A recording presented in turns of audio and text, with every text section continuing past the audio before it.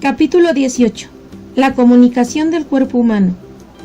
A pesar de su aturdimiento, Triptofanito se dio cuenta de que él y sus compañeros estaban cayendo por un estrecho conducto. Las paredes del conducto eran de un material duro como hueso. Esto hacía más dolorosa la caída, pues los aminoácidos se golpeaban continuamente contra ellas. Finalmente, nuestros amigos llegaron al final del conducto. Una vez ahí se levantaron pesadamente. Después de recuperarse de la sorpresa, los aminoácidos notaron que la caída los había sacado del cráneo, pero además vieron algo sorprendente. Hacia arriba se levantaba lo que parecía ser el tronco de un árbol. Al igual que muchos de nuestros amigos lectores, los aminoácidos gustaban de trepar por los árboles. Fue así como, olvidando la pena y el dolor de la caída, los aminoácidos empezaron a subir por aquel alto y delgado tronco. El ascenso no resultaba muy difícil, pues a cada trecho emergían del tronco ramas que servían de apoyo a los aminoácidos. Mientras trepaban alegres, nuestros héroes oyeron de súbito un sonido muy peculiar parecido al de una risa fina y traviesa.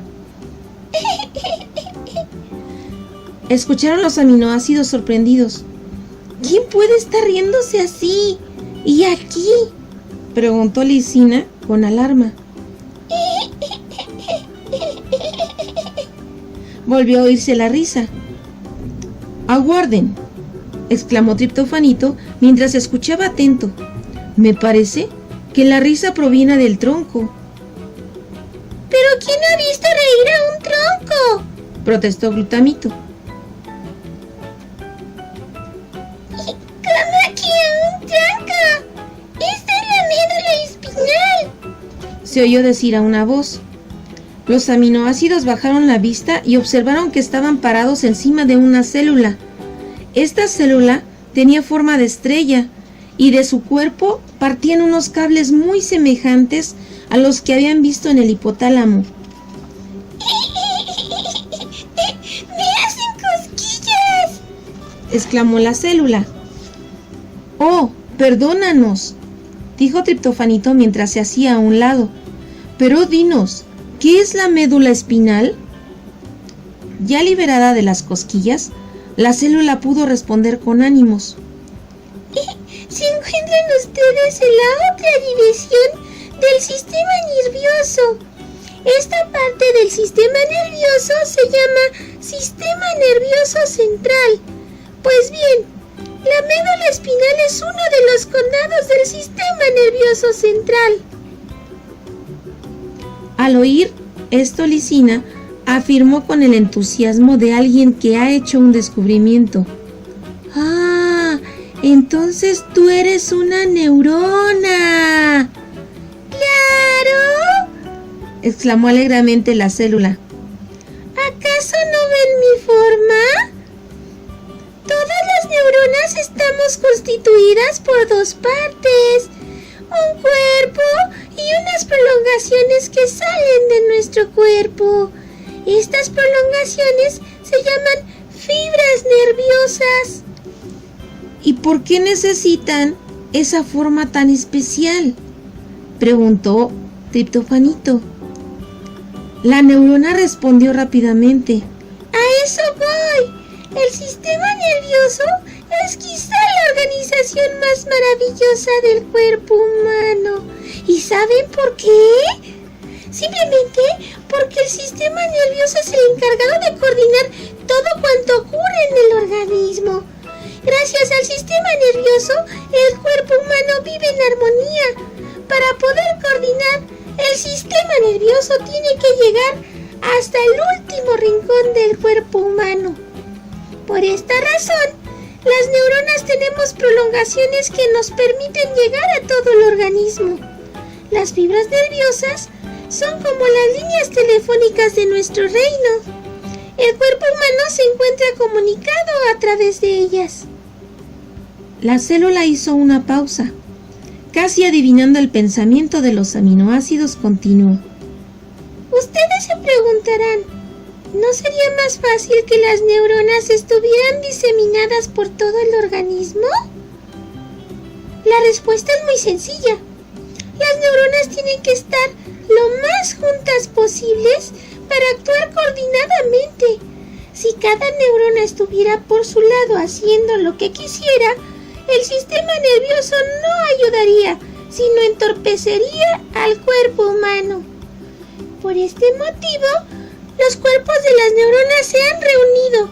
Ustedes saben que dos cabezas juntas piensan mejor que una. Pues bien, los cuerpos de las neuronas son como un consejo de sabios. En ellos se recibe la información de lo que pasa dentro y fuera del cuerpo humano. Los cuerpos de las neuronas analizan esta información y deciden lo que hay que hacer. Después, mandan una orden a cierto condado del cuerpo humano para que dicho condado actúe según lo que más convenga al cuerpo humano. Esta orden se envía en forma de un telefonazo a través de las fibras nerviosas. Después de una breve pausa, la célula prosiguió. Por lo que veo, ustedes ya han oído hablar del sistema nervioso vegetativo. Este sistema tiene su propia red telefónica de fibras nerviosas. Estas fibras llegan sobre todo a los órganos internos del cuerpo, es decir, a los músculos lisos de las vísceras, al músculo del corazón y a las glándulas exocrinas. En esta forma, las neuronas del sistema nervioso vegetativo controlan lo que ocurre dentro del cuerpo humano.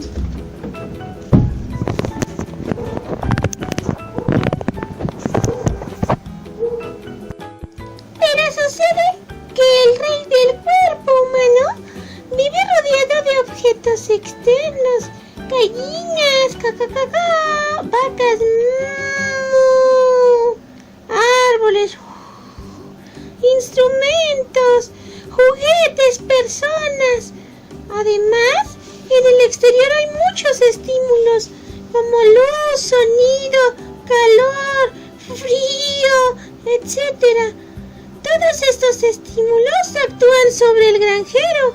El rey del cuerpo humano tiene que enterarse de estos estímulos. El granjero tiene que ver, oír, tocar, saborear y oler. Solo así el granjero puede saber dónde se encuentra, qué está comiendo, qué tiene en sus manos, qué está mirando, etc. Además, el granjero tiene que ser capaz de responder a los estímulos. Si el granjero pone la mano en un objeto caliente, tiene que sentir primero que se está quemando y después tiene que poder retirar la mano. Si el granjero se ha llevado un alimento descompuesto a la boca, primero tiene que probar el sabor desagradable y después debe ser capaz de escupir el alimento para que no le haga daño. Si el granjero quiere evitar ser cornado por un toro, lo primero que debe hacer es ver al toro. Después, en respuesta a este estímulo, el granjero tiene que correr y correr, y lo mismo ocurre para las cosas agradables. Si el granjero quiere jugar fútbol, antes que nada debe poder ver la pelota, oír las indicaciones de sus compañeros de equipo, darse cuenta de dónde está la portería, etcétera, etcétera. El granjero puede entonces responder a estos estímulos y anotar un tanto. ¡Gol! Para hacer cualquier cosa, ya sea trabajar, jugar, divertirse o defenderse de los peligros, el granjero tiene que seguir el mismo camino. Primero debe darse cuenta de lo que pasa en el exterior y después tiene que ser capaz de actuar, de moverse, de responder. Todo esto podrá parecerles demasiado obvio, continuó la neurona. Sin embargo, esta es la base de la vida del hombre. De nada serviría que el cuerpo humano funcionara perfectamente por dentro si no pudiera enterarse de lo que pasa afuera y actuar de acuerdo con ello. De nada serviría que el hombre tuviera un estómago perfecto si no pudiera conocer el sabor y las propiedades de los alimentos. De nada le serviría poseer un corazón maravilloso que impulsara su sangre si no pudiera moverse. De nada serviría tener tantas células comiendo, respirando, creciendo y viviendo si el hombre no fuera capaz de trabajar, de correr, de jugar, en una palabra, de vivir.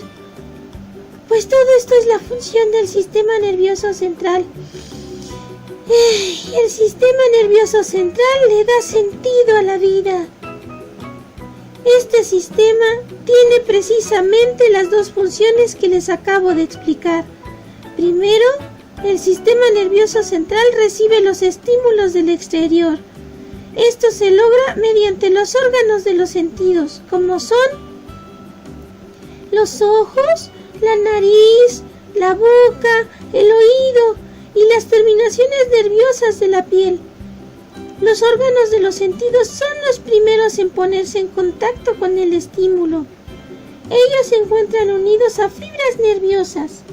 Estos órganos convierten el estímulo que pudo haber sido de luz, de sonido, de olor, de sabor, de tacto, de frío, de calor o de dolor, en una señal de naturaleza eléctrica. La señal eléctrica se llama impulso nervioso. Esta señal viaja por la fibra nerviosa hasta el sistema nervioso central. En el sistema nervioso central, la señal eléctrica se descifra. Entonces, el sistema nervioso central sabe si el estímulo fue de luz, de tacto, de olor, etc. Con esta información, el sistema nervioso central manda una nueva señal eléctrica, es decir, un nuevo impulso, a través de otras fibras. Las fibras que salen del sistema nervioso central llegan a los músculos voluntarios. Al recibir la señal eléctrica, el músculo se contrae y el cuerpo humano se mueve. Esta constituye la respuesta del cuerpo humano. El cuerpo humano responde a través del movimiento, el trabajo, el juego, el lenguaje, la escritura. Son todas formas de movimiento y por lo tanto de respuesta. Por eso les digo que el sistema nervioso central es el sistema telefónico del cuerpo humano. En los teléfonos ocurre lo mismo que en el sistema nervioso central. Cuando una persona marca un número telefónico, el número se transforma en una señal eléctrica. Esta señal viaja por un sistema de cables hasta un conmutador central. Mediante la señal, los operadores del conmutador saben hacia dónde va dirigida la llamada telefónica. Entonces, mandan otra señal eléctrica al teléfono correspondiente. Al llegar ahí, el teléfono responde, sonando. Volviendo al cuerpo humano, los estímulos son como los números telefónicos. Así como hay diferentes números, también hay diferentes estímulos. Las señales eléctricas en que se transforman los estímulos viajan por los cables telefónicos, que en el caso del cuerpo son las fibras nerviosas. En esta forma llegan al sistema nervioso central.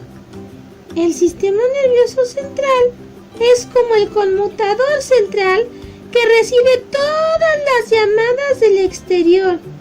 De la misma manera como dependiendo del número marcado, sonará uno u otro teléfono. Así también, dependiendo de la naturaleza y el sitio del estímulo, se contraerá uno u otro músculo. Los teléfonos responden sonando, el cuerpo humano responde moviéndose. Gracias al sistema nervioso central, el cuerpo humano está en continua comunicación con el exterior. El sistema nervioso central actúa basado en estos viajes de ida y vuelta de la parte externa del cuerpo humano, o sea, de los órganos de los sentidos, al sistema nervioso central y del sistema nervioso central, otra vez a la parte externa del organismo, es decir, a los músculos. Estos viajes de ida y vuelta se llaman reflejos. Todo el sistema nervioso funciona a base de reflejos. Para que se produzca un reflejo se necesitan cuando menos 2 neuronas. Las fibras nerviosas de una reciben el estímulo. Las fibras nerviosas de la otra hacen que se produzca la respuesta. El primer tipo de neurona se llama sensitiva, porque recoge las sensaciones que provienen del exterior del cuerpo humano.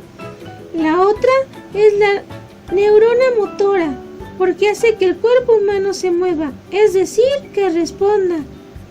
Aunque bastan 2 neuronas, los reflejos se realizan casi siempre con varias neuronas sensitivas y motoras.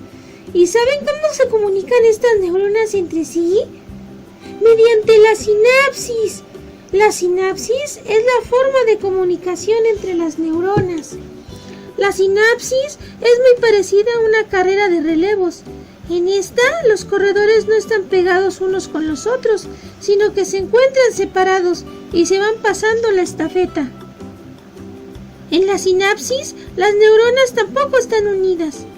Un impulso nervioso parte del cuerpo de una neurona y viaja por su fibra.